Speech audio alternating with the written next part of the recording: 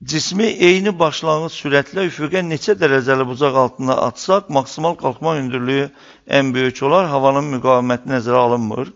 Şərtə görə eyni başlanğıc sürət, yəni V0 bərabərdir konstant.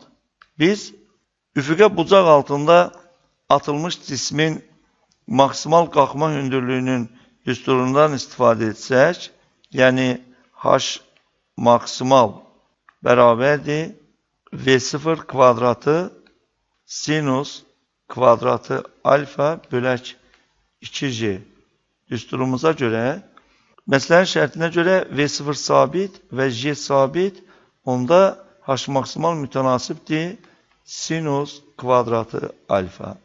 Və sinus kvadratı alfanın qiyməti isə alfa bucağının qiymətindən asılıdır. Alfa bucağının böyüyünə sinus kvadratı alfanın da böyük qiyməti uyğun olduğundan, deməli, ən böyük bucaq. Verilənlərin içərisində ən böyük bucaq 60 dərəcədir. Düzgün cavabımız E bəndi.